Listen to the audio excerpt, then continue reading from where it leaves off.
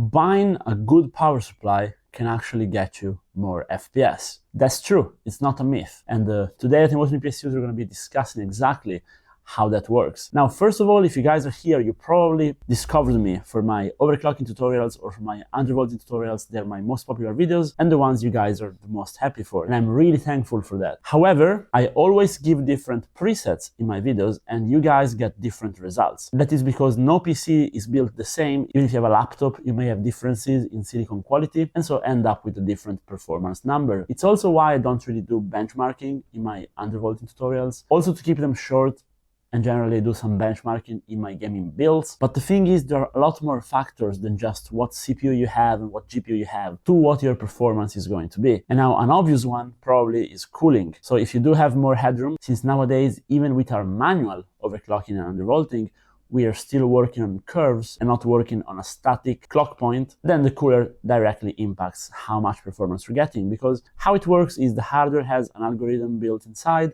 that will adjust the frequency due to how the voltage is, how the temperature is, how the power is, and that gets controlled via the motherboard, via the CPU, and also, of course, via the cooler indirectly. So if you buy a better motherboard, you're going to be able to overclock the same CPU better. If you buy a better cooler, you're going to be able to overclock the same CPU better. However, a very underrated thing is that even if you buy a better power supply, you're going to end up able to overclock your CPU better. Even with the same motherboard, you're also going to be able to overclock your GPU better. And I've actually seen the most difference on GPUs. That's because about 75 watts that your GPU is pulling, generally less, about 50 watts, are being pulled via the PCIe slot on the motherboard, but most of the wattage is being pulled directly from the power supply, from the cables you're using. And a good power supply is going to deliver a cleaner voltage. Not only that, a better power supply, if you have power spikes in your house, is gonna have basically no spikes inside your PC. We're talking 0.5 millivolt spike may still happen, but it should be completely absorbed by your power supply. Now, even if you have the same wattage power supply, if you have a better unit, it's gonna deliver cleaner voltage and it's gonna allow you to get a little bit more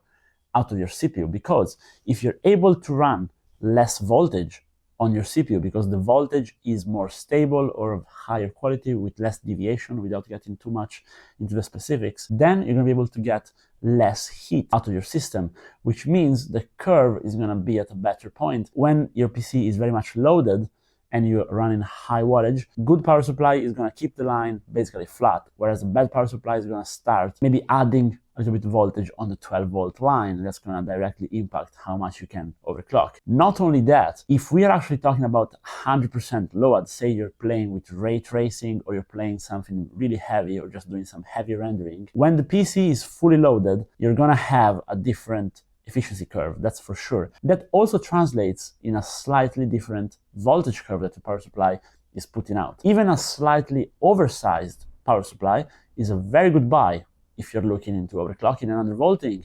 Also, the 80+ certification, which nowadays is getting also replaced a little bit by the cybernetics certification we're seeing. But either way, a higher certification for efficiency actually, I found, directly impacts how much I can undervolt. It's why I've run for a while a non-ATX 3.1 power supply, because I had a very good Seasonic 80+ titanium power supply. Not many people know, but actually over gold there is platinum, and over platinum there is a thing called titanium. And you can see the difference in undervolting. Literally, I tried to put a gold PSU, same wattage on it, and I was able to undervolt via about 2 millivolt less. Now, 2 millivolt is not that big of a deal, but that also has an impact on your GPU, on your RAM, on anything that has a voltage. Remember, we are playing with electricity pretty much, and the voltage we get is very important. It's how everything gets regulated, and how little spikes we get is very important for stability, for smoothness of our PC, since again the clocks get changed in real time, and overall for our experience. So overspending a little bit on a power supply, getting a power supply that's slightly oversized, again you want to be ideally under load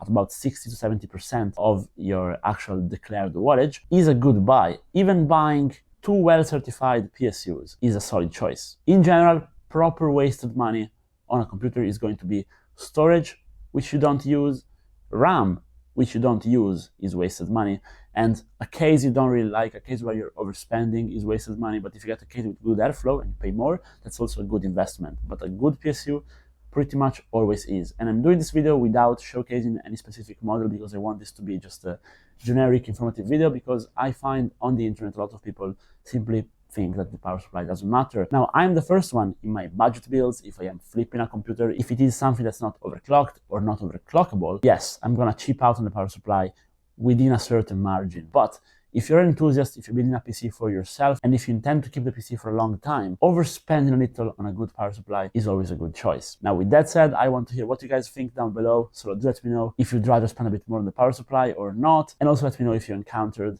this thing where a better power supply actually gives you a better overclock / undervolt, and in turn, better FPS. As usual, if you watched the video this far, maybe drop a like and subscribe. You can also now become a member, and see you guys in the next one. Bye bye.